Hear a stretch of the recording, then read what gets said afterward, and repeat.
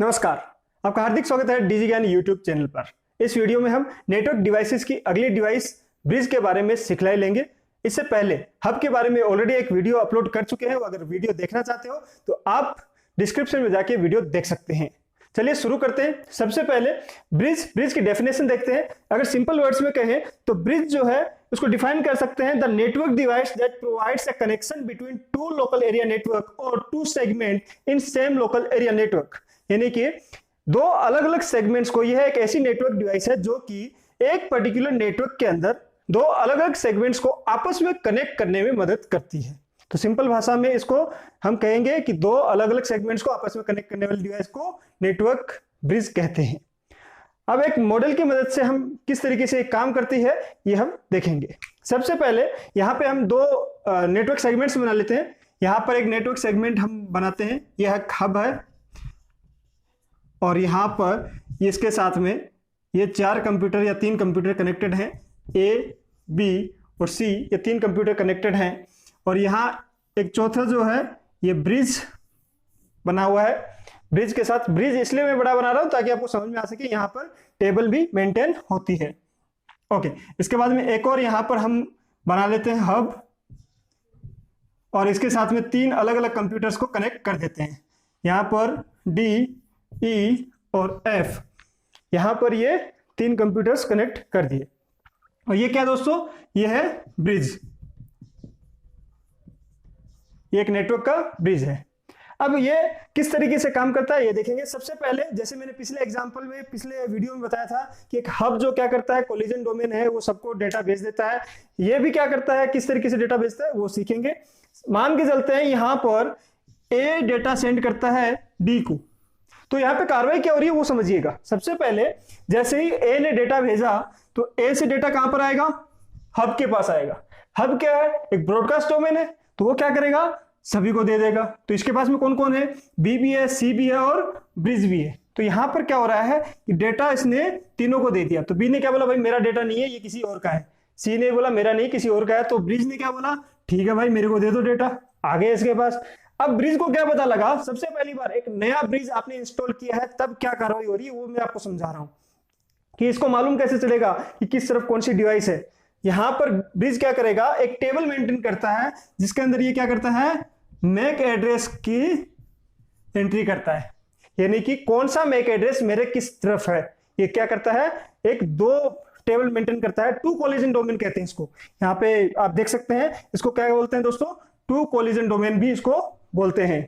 तो ये क्या करता है, दो टेबल मेंटेन करता है, लेफ्ट साइड, राइट साइड, या फिर ए साइड और बी साइड, इन दोनों तरफ कौन से डिवाइसेस कनेक्ट हुई है उनका मैक एड्रेस ये नोट करता है। किस तरीके से करेगा, जब भी कोई यूजर डेटा सेंड करेगा फर्स्ट टाइम तो वो उस तरफ उसकी एंट्री कर लेगा।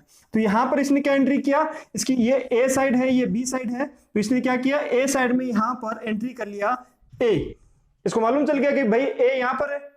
अब यहां से इसने क्या किया, डेटा सेंड किया इधर इस हब को। आज इस हब ने क्या किया, फिर से डेटा को ब्रॉडकास्ट कर दिया एफ के पास, ई के पास, डी के पास। इन दोनों ने रिजेक्ट कर दिया और डी ने क्या किया, एक्सेप्ट कर लिया। तो यहां पर ब्रिज को पता लगा मेरे इस तरफ जो है डी है, तो यहां इस तरीके से ब्रिज को यह मालूम चल गया मेरे ए लेफ्ट साइड ए है और राइट साइड में मेरे डी है। तो यहां पर ये टेबल मेंटेन हो गई। अगली बार जब भी डेटा सेंड होगा तो आपस में ये फटाफट एक्शन करेगा। नेक्स्ट क्या है, मान के चलते हैं इसी तरीके से सी ने भी डेटा सेंड किया तो यहाँ पे सी का टेबल मेंटेन कर लेगा।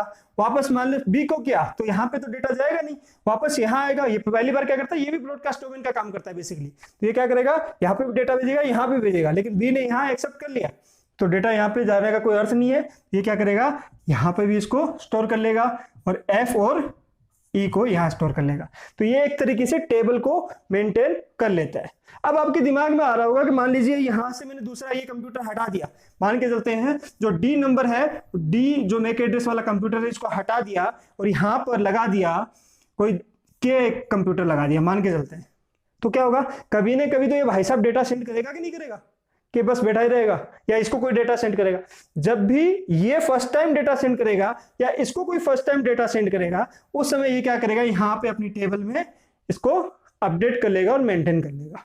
इस तरीके से क्या करता है, ब्रिज जो है दो डोमेन पे काम करता है और यहाँ पे आपस में डेटा का आदान प्रदान करता है। बेसिकली दो अलग अलग सेगमेंट्स को आपस में कनेक्ट करता है। अब ये क्या करता है दोस्तों, मैक एड्रेस की मदद से डेटा को फिल्टर करता है। यहां पे मान लीजिए अगर डेटा सेंड किया है एफ के लिए तो तुरंत यहां पे फिल्टर कर देगा, इनको वापस नहीं भेजेगा, सीधा यहां पर डेटा सेंड कर देगा। फर्स्ट टाइम ये ब्रॉडकास्ट करता रहेगा, लेकिन क्या लास्ट में जब एक बार इसके पास टेबल मेंटेन हो जाएगी उसके बाद में आपको ये स्टोर नहीं करेगा, ये सब कुछ क्या करेगा, डायरेक्ट डेटा जो है पर्टिकुलर साइड में भेजेगा जिस तरफ वो मैक एड्रेस स्टोर होगा। क्लियर है दोस्तों?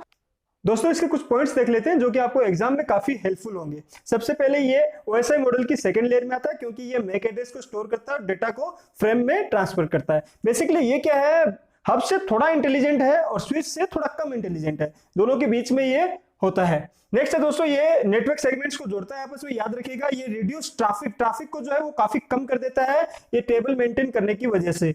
नेक्स्ट है दोस्तों ये टू कोलिजन डोमेन मैं आपको ऑलरेडी बता चुका हूं। यहां पे देख सकते हो ये store MAC address, important point है, ये मैक एड्रेस को स्टोर करता है अपनी ब्रिज टेबल के अंदर। नेक्स्ट है वायरलेस ब्रिज भी आजकल आते हैं। अगर आपका वर्चुअल नेटवर्क है, वायरलेस नेटवर्क है, तो उसको भी आप क्या है अलग अलग दो नेटवर्क सेगमेंट्स को आपस में कनेक्ट कर सकते हैं वायरलेस ब्रिज की मदद से।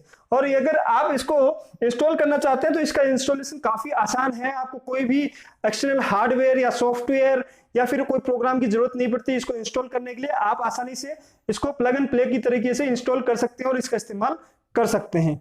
अगर दोस्तों आपको वीडियो पसंद आया हो तो दोस्तों के साथ शेयर करिए, चैनल को सब्सक्राइब करिए। अगले वीडियो में मिलते हैं। Thank you.